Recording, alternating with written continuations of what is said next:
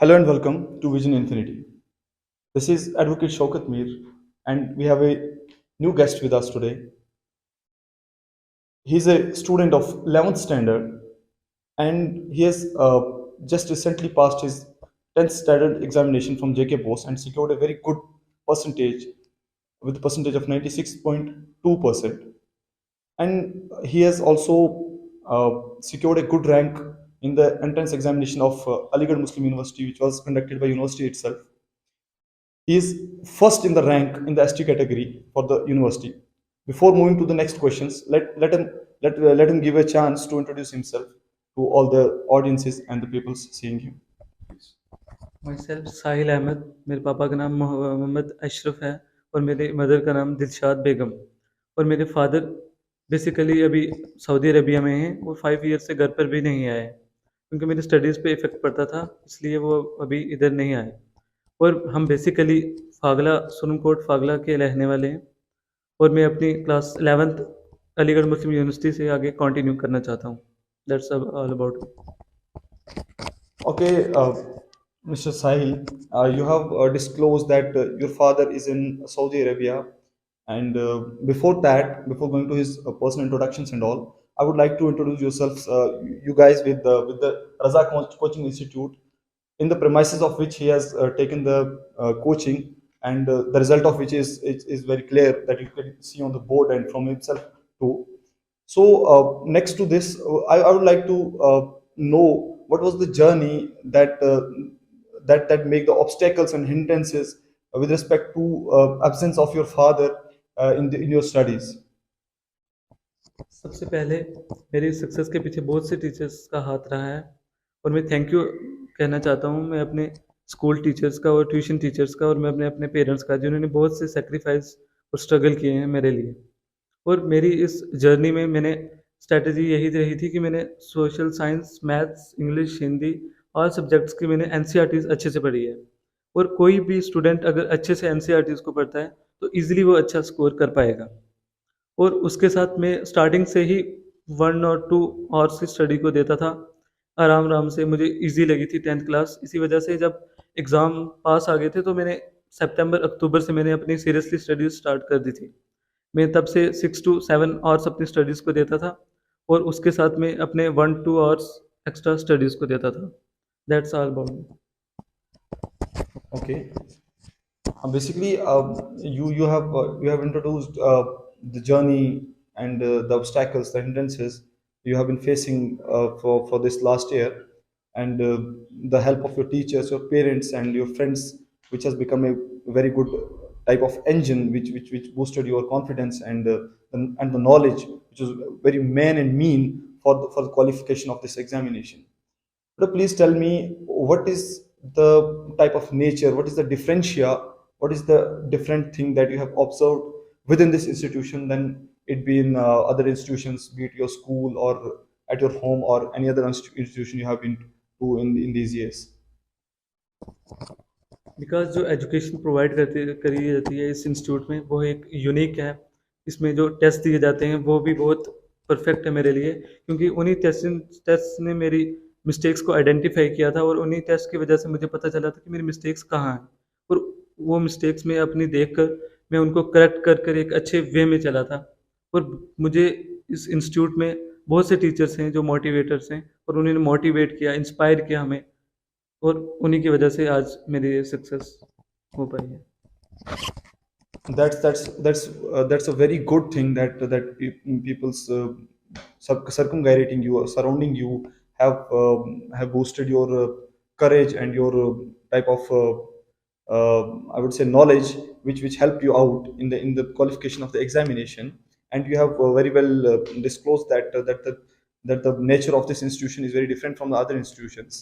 But can you please tell me the crux, or what was the crux of this institution that make this institution very different from other institutions? Like, was it from the side of teachers, or was it from the side of the managing staff, or was it from the side of the surrounding of this institution, which helped you out throughout the journey you have been experiencing over here?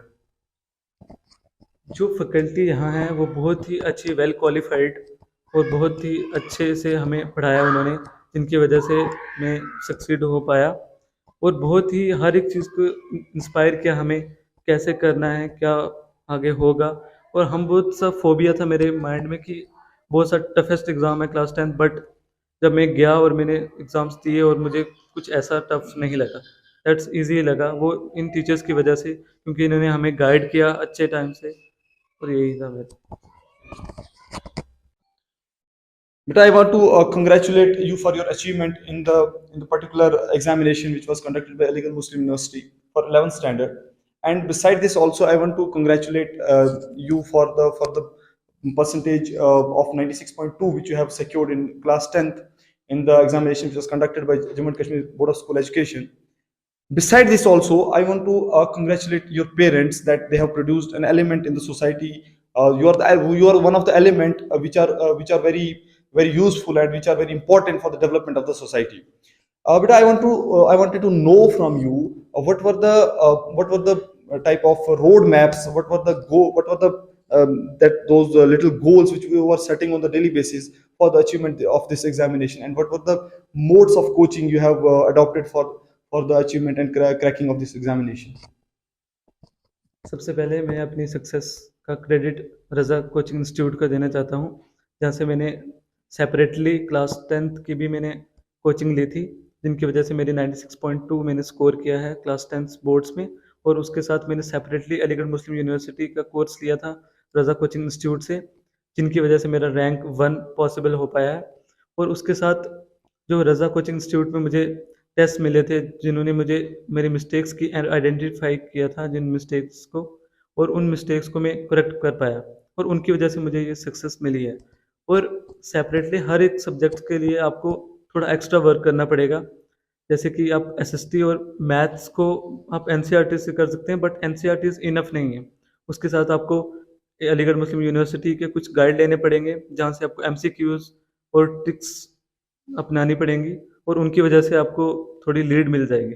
और आप Indo Islamic के लिए आप नाज guide follow कर सकते हो, उसमें पीवाईक्यूज एमसीक्यूज सब कवर है, उससे आपके नाज गाइड इंडो इस्लामिक कवर हो जाएगा। और इंग्लिश के लिए भी आपको एक इंटेंस गाइड आपको लेना पड़ेगा, उसके से आपको बेनिफिट ज़रूर मिलेगा।